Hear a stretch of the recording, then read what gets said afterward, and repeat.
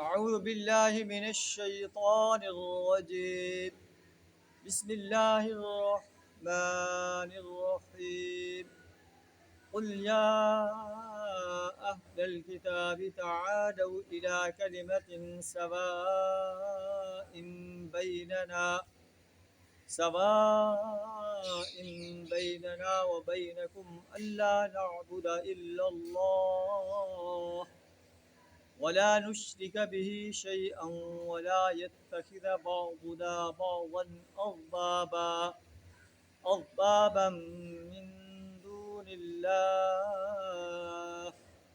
فإن تولوا فقولوا اشهدوا بأننا مسلمون. صدق اللہ العظیم.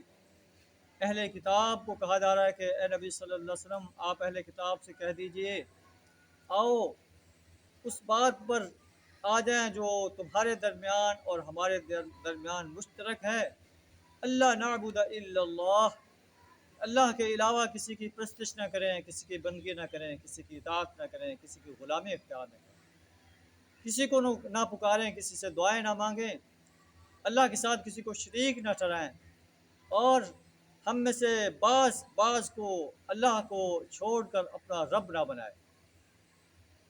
یعنی قانون سازی کا اختیار اللہ کے ہاتھ میں ہے. اللہ جسے چاہے حلال کرے، جسے چاہے حرام کرے. انسان کو کوئی اختیار نہیں کہ وہ حلال و حرام کا اختیار اپنے ہاتھ میں لے.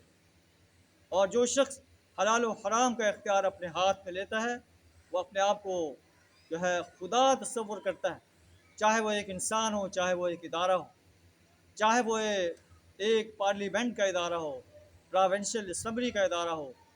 جو بھی یہ دعویٰ کرتا ہے کہ حلال و حرام کا اختیار میرے ہاتھ میں ہے وہ اپنے آپ کو رب قرار دیتا ہے، اور ایسا انسان جو ہے اللہ کے مقابلے میں اپنے آپ کو اللہ کا ہمسر ٹھہراتا ہے. اللہ فرماتا ہے یہ طاغوت انسان ہے.